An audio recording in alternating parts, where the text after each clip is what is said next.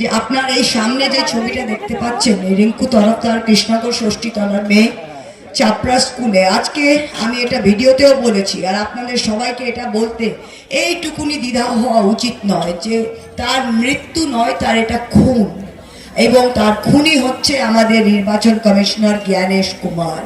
প্রত্যেকটি বিএলওকে আজকে একটা অমানসিক চাপে 4 নভেম্বর থেকে 4 ডিসেম্বর ডেডলাইন কিসের জন্য দিয়েছেন আপনি?